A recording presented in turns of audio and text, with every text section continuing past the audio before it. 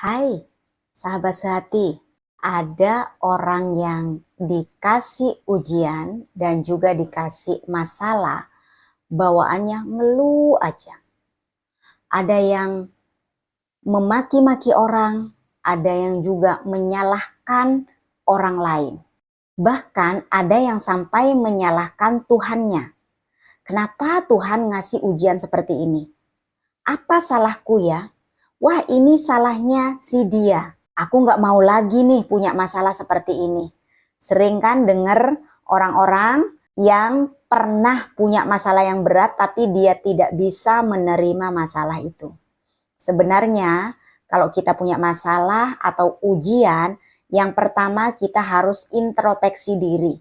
Kenapa Tuhan memberikan masalah ini ke kita, atau kenapa ujian ini datang ke kita? Introspeksi diri dulu. Apa mungkin memang kesalahan saya, atau memang kita disuruh belajar?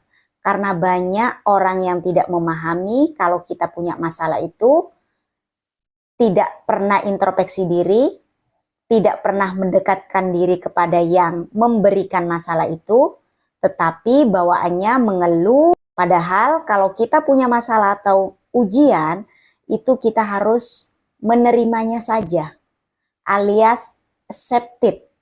Kalau kita menolaknya masalah itu, yang ada semakin besar masalah itu, semakin ruwet pikiran kita. Ambil pelajaran dari masalah dan ujian itu. Karena setiap ada masalah yang kita hadapi atau ujian yang kita hadapi, itu kita wajib disuruh belajar. Bukannya kita kalau mau kenaikan kelas atau kenaikan semester itu ada ujiannya. Kalau kita nggak bisa mengerjakan soal ujian itu, maka kita nggak bisa lulus, kita nggak bisa naik tingkat, otomatis kita harus mengulang lagi.